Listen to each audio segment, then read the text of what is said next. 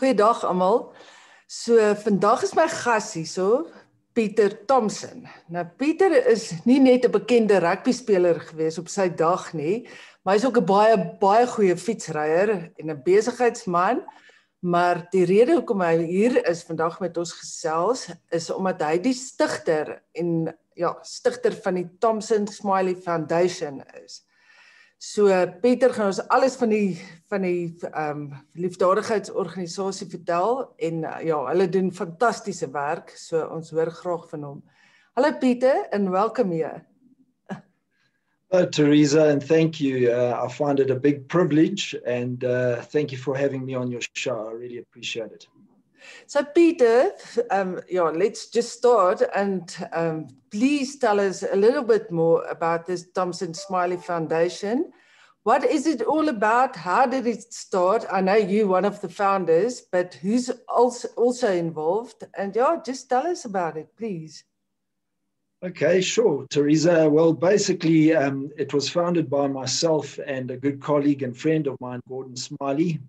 We both have been in the financial services game for many years, and we one day came together and just decided that there's a lot of inequality in life, and our desire was to go out to underprivileged communities and assist them to bring a bit of equality to everyone in South Africa. So we created Thomson Smillie Foundation, and maybe I can just show you a little bit about, I'll just show you. I don't know if you can see that.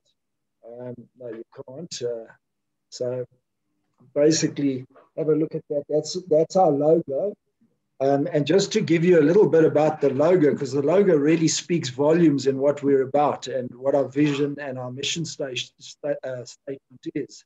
Basically, that tree represents local communities and the growth that we want to see within local communities. Because trees start off very small, but they grow and become very big and powerful entities. So the bottom line is that's what the tree and the role that Thomson Smillie Foundation can play in that growth within those local SA communities.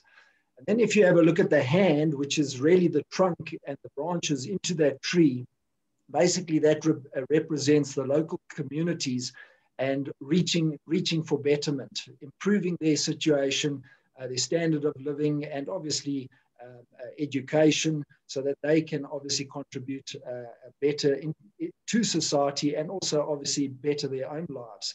And the role that Thomson Smillie Foundation can play in raising funds to help those communities achieve that.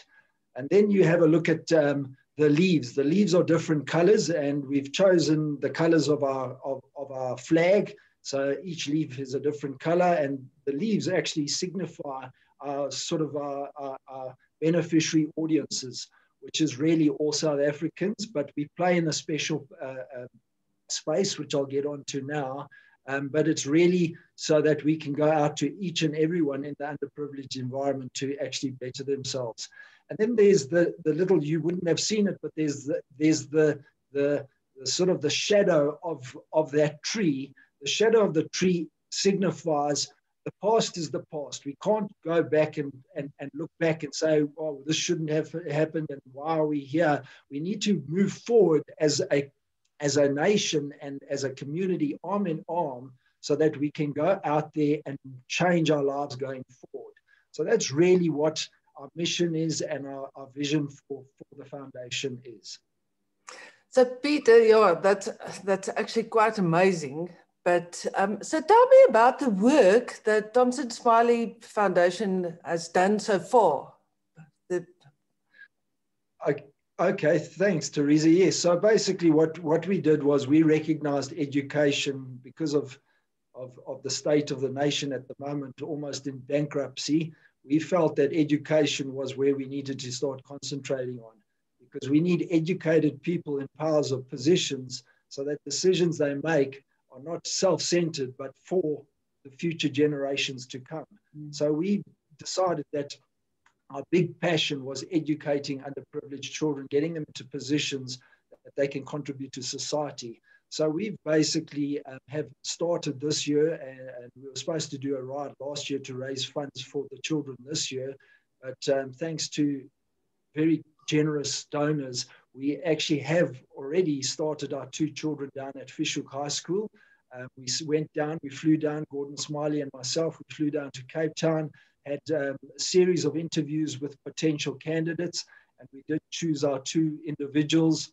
And I'm very, very happy to say halfway through the year, Kira is in the 90% and Melody is averaging in the 80%. Wow, so that's amazing. Yeah, incredible. It's really been absolutely incredible. So basically, we are funding 2 children at the moment, and the idea is to take on further children through the country as we go along. You just said something about a bicycle ride that was supposed to happen. I know it's happening now, end of August. So please tell us a bit more about that. Yeah, so Teresa, yes. So basically, one of my passions is cycling. It's a fantastic way to meet people, to see the country, and just to be part of events. And one thing I realized was cycling isn't cheap. So you found that people that were involved in cycling were people that were successful in the business place, etc., etc. And they are incredibly generous people. They really are. It's the new golf of yesterday. They really are generous people, lovely people. And I thought it would be a good way to go and put in a cycling trip from Pontdrift all the way down to Cape Town, and raise money. And that's not a little distance, eh? It's a big distance, Teresa. We literally go to Pontdrift on the 29th of August. Yeah. We start riding from Pontdrift Border Gate on the 30th of August, and we only arrive in Cape Town on the 10th of September. But the nice part of that is this event has raised money and is raised money. We've got corporates who have sponsored us because of our BE level 1. We BE level 1 in the socio-economic development category. So basically companies that are looking for government tenders and tenders have to maintain what we call a BEE scorecard. So basically what we do is we're very fortunate. We are BEE level 1. So they contribute a percentage of profits to this, and it maintains their scorecard, which is a legal requirement for them. So we've got companies like Duraset, which is a mining concern. They've put in a nice sum of money. And the beauty of these corporates is they obviously then get advertising and exposure, media exposure all the way down. The other companies are Sectional Title Solutions, BCRC, and a couple others. Okay. So Peter, just tell us a bit more about the ride itself. You said 12 days, but who's riding, and yeah, where are you going to stop? Can people support you guys? Yes, Teresa, thanks for asking that. I get nervous when I think of this ride because we think of 100 kilometers as a long way. This is 2,100 kilometers over 12 days. It averages at 175 kilometers a day. And if you have a look at these professional events like the Tour de France, etc., they always have a break day after day 8. Here we don't have a break. We literally ride through, although we'll never be doing the pace, the effort that they do. It's still a long way for us. Just to let you know who the riders are, I think it's very important to understand who the riders are. Teresa, I believe you are joining us on the ride, which is fantastic. Peter, I actually didn't want to put it on record because every time we talk about it, it's like I'm overwhelmed with fear. But yeah, no, I'm proud to say I will be riding, and yeah, I'm really feeling privileged to be part of this. Well, we feel very privileged that you are one of the riders, Teresa. We've got Bonnie Swanepoel, who's a pocket rocket. Let me tell you guys, you try and keep up with Bonnie, you're in big trouble. She is really dynamite. She's podiumed in her category at many races. Really a fantastic rider. So looking forward to riding with Bonnie as well. We've got Nolan Hoffman, who needs no introduction. He's won the Cape Argus many times. He's won the Joburg's 94.7 many times. Springbok cyclist. He's a legend in his own right. We've got Peter Seifert, who is a mountain bike pro. He's done very, I think he's won or come second in the Transperviance in the pro category. An incredibly strong rider, and looking forward to doing some pedaling with Peter as well. We've got Terence. He's a local rider. He's also done many events. Terence Stewart. He's very strong. I've never met him, but he looks quite dynamite. He's also an ex-rugby player. He played, also for the Lions, and strong guy. Fantastic. Well, then we'll have a good chin wag on the bicycle, which will be fantastic. And then we've got Philippe from overseas, Philippe Jordan. Unfortunately, Jordan, he unfortunately can't make it because of the COVID, but he's been a very instrumental in raising funds. And to Philippe, all I can say, Philippe, we're going to miss you. But the incredible part is you're going to be able to do the virtual ride with us. And then in addition to the tour, who I only confirmed yesterday and has committed to it at this stage, is Makaya Ntini, our ex-South African bowler. He has shown absolute interest, and he wants to jump on the bicycle with us. So there'll be 8 of us with a support crew going down. Just to let you know the distances and the routes, we start at Pontdrift on the 30th. We ride 206 kilometers, all on our road bikes. So it'll be quite a nice pace, and we ride into Polokwane. We overnight at Polokwane, and then Polokwane next morning we get up, we leave the first 55 kilometers on our mountain bikes. We travel past some beautiful game farms on dirt roads, and we then change over onto our road bikes to ride into Groblersdal, and that is 180 kilometers. The next day we leave Groblersdal, and this is a tough day. It's only 132 kilometers to Delmas, but if those people who know around about the Groblersdal area, there's some very, very steep hills. So it's probably our leg of the ride, which is the steepest with ascents and descents, but should be nice. The next day we leave Delmas, we go to Heilbronn. That is 180 kilometers, and that will all be done on our road bikes. Then we go Heilbronn to Tiernissen, that's 204 kilometers, and that will also all be done on our road bikes. Then we leave Tiernissen, we head to Tromsburg. Tromsburg, that distance is 216 kilometers. We ride on our mountain bikes all the way to Bloemfontein.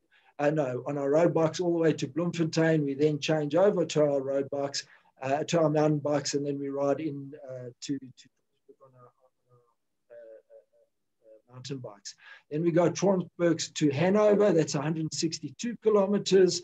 Then Hanover, we go to Vicky West, and then Vicky West to Fraserburg, and then Fraserburg to Verlatenkloof, and Verlatenkloof to Ceres, and eventually we leave Ceres to ride into Fishhoek on the last day, day 12, 147 kilometers, and we then arrive at Cape Town pretty tired and happy to see the sea. That's the ride. It's a long way.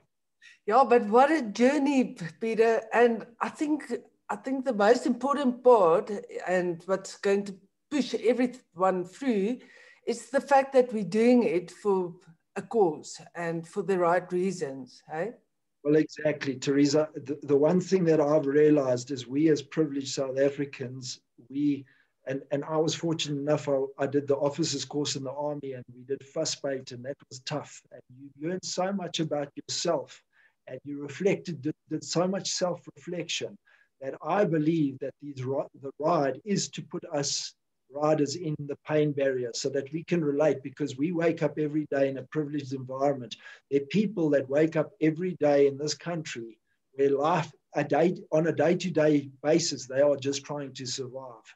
So it's for us riders to tap into that, experience that, so we can relate to why we are doing what we're doing for this cause. Peter, I know there's also a virtual ride. So please tell us a bit more about that. Yes. So we'd love to have everybody riding down the roads with us, but unfortunately it would create havoc on our roads, and not everybody can take 12 days off, unfortunately. So basically what's happening is we've got a film crew that will be filming from GoPros and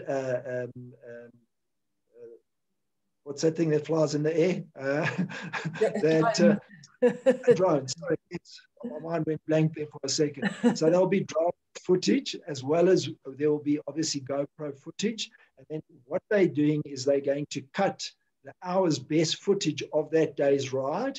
And then on the 18th of September, we launch the virtual ride. So basically, individuals can at home go and view every day up to the 29th of September, can go and view in their own time, basically the virtual ride, and can ride and watch the video footage on their Waka or on their Wahoo or whatever they use, these trainers they use. I don't have one, but at the end of the day, they can then be part and parcel of it. To do that, you pay a once-off entry fee of 100 Rand, which gives you access to every bit of footage through those various days. And the nice part is we do have captains of industries that will be captaining each day's ride. So we've got celebrity riders who will be captaining each day. Okay, so basically anybody right over the world can be part of this. You don't need to physically be riding from Pondrift, eh? Exactly. You'll have I've got people in the UK and people in the USA who will literally get on their trainers and can view South Africa over 12 days through the different diverse landscape as we travel, and literally can have a tour through South Africa while sitting on their trainer in front of a television at home. So yeah, it's nice. And the captains, just to let you know, the captains of industry, they are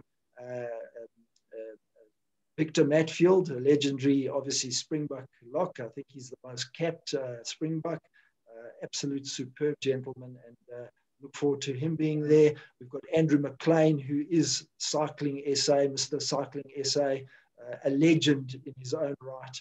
We've got Brayton Paulser, we've got Brent Russell, we've got Elvis Blue, the singer, we've got Yolandi de Villiers, who is still at her age wrapping up wins left, right, and center. Just an incredible. I mean, I can't even, when we had a start in a cycle event, if I could just put an elastic onto her bike and hang on to her, I'd be happy. She's unbelievable. And so, yeah, we've got a whole lot of celebrities. We've got Travis Barrett, who won the last Cape Town cycle tour. We've got a whole lot of celebrities that literally are going to captain each day of that. And basically, there'll be an interview with them on the day done by Leanne Dietloff. She's the Supersport lady. She'll be interviewing them, and that podcast will be on that day's recording, so you can listen to an interview with that celebrity captain on that day. Peter, I know there's also a raffle. So, yeah, there's lots of exciting stuff, but please tell us about the raffle. Yes, Teresa, I always like to believe that people like to give, but they always want to know what's in it for them, because that is a fact of life. They don't mind digging in their pockets, but there's always got to be something in it for them that they say this is a worthwhile cause. So basically what I'm doing is there is a raffle ticket. You buy a raffle ticket for 100 Rand. That raffle ticket puts you in the draw. If you want to buy 1,000 Rands worth of tickets, you'll get 10 tickets that will then go into the draw. And basically what's happening is that lucky draw will be done by the headmaster of Fischhoek High School on the day that we arrive.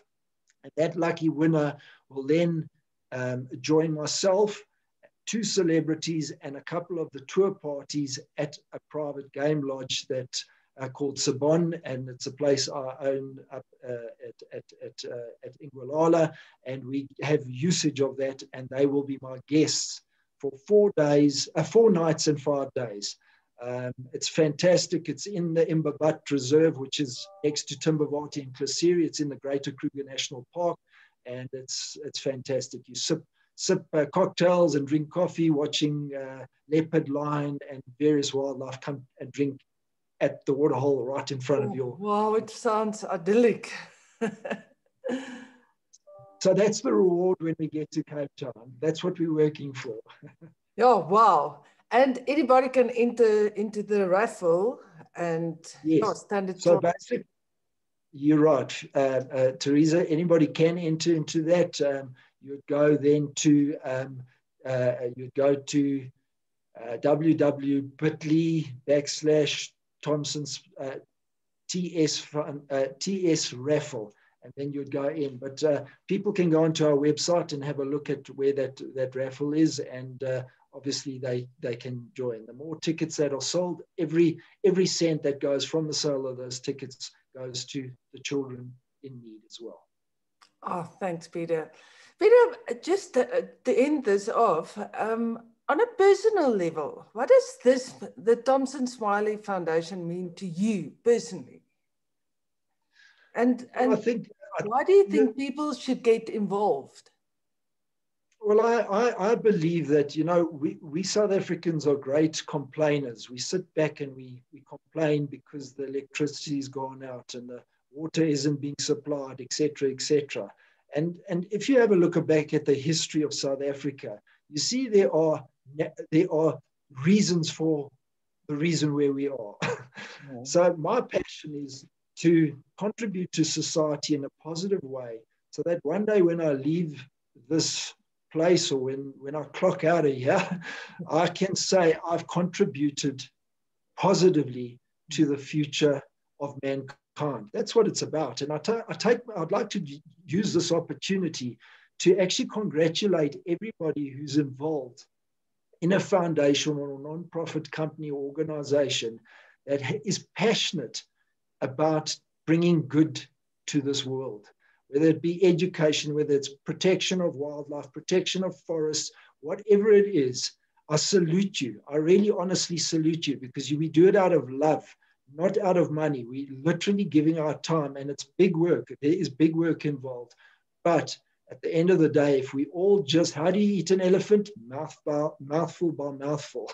If we all just contribute in a positive way, this world can be a dynamic place. And I believe that's what we all have on our hearts. And I believe that's, at the end of the day, what is going to make a difference to the outcomes of this world. So I think it's just an inner passion. Yeah. Like I said, Peter, I really feel privileged to be part of this. And yeah, thanks for inviting me.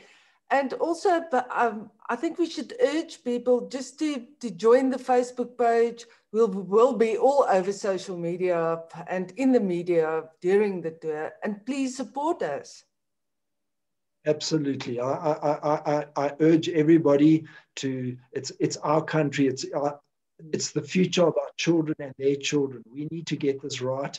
It doesn't have to be a big contribution. It's a small contribution, but I believe that if we all just play a little role, we can achieve amazing things. And that's my philosophy. Absolutely. Thank you so much, Peter. Pleasure, Teresa, and thank you for having me on your show. And thank you to everybody who's supporting this initiative. I truly, truly appreciate it. And from my founding partner, Gordon, as well. Thank you.